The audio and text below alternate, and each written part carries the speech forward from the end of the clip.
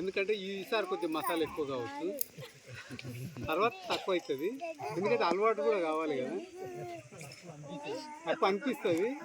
అందుకని మీరు ఈసారి ఏమి పెద్దగా ఆలోచించకండి. మళ్ళీ ఈసారి పిలిస్తే అమ్మో ఇన్ని గంటలు కూర్చోవాలన్నా, ఇన్ని గంటలు వీళ్ళు ఆటలు అవన్నీ ఉంటాయి. ఈ రోజు ఎక్కువ కావచ్చు, కానీ ఎక్కువైంది పక్కకు పెడుతురు. కానీ అందుకొరకే మీకు ఫ్రీగా కానికే నేను ఒక 2-3 విషయాలు చెప్పి మళ్ళీ నేనేదో చెప్తున్నా అనుకోండి, ఇది నేను స్పీచ్ కాదు, మీకు ఎంటర్టైన్మెంట్గా. స్కూల్ ఇడిచిపెట్టినారు, అందరు పిల్లలు వెళ్ళిపోతున్నారు.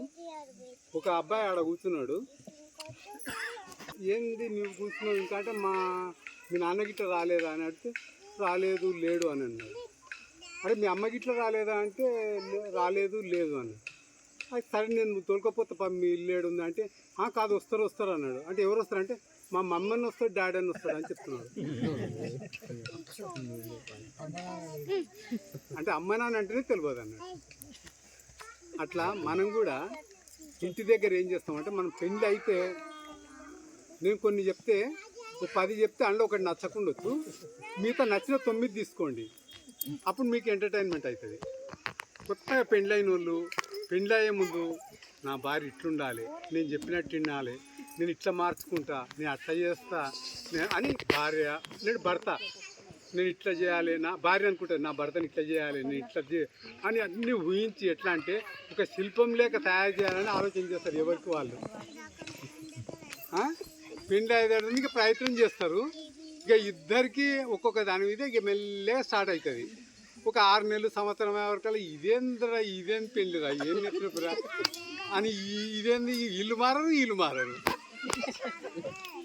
ఎందుకంటే మారేటందుకు నువ్వెవరికి పుట్టినావు, నీ కణాలు ఏంటిది, వాళ్ళ కణాలు ఏంటిది, వాళ్ళ కర్మ ఏంటిది, నీ కర్మ ఏంటి, నీ భవిష్యత్తు దేని గురించి వచ్చినావు, ఎవరి ఆత్మ వాళ్ళ కర్మను అనుభవించేందుకు వచ్చినాయి ఇవన్నీ.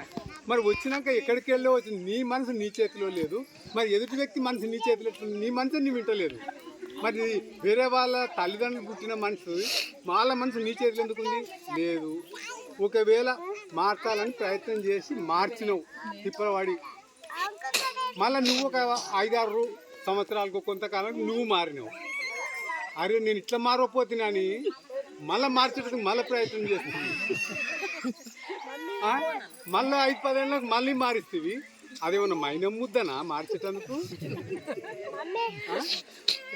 ఇట్లా కొట్లాడకుండా మంచిగా ఉండాలంటే కొన్ని కారణాలు ఉన్నాయి.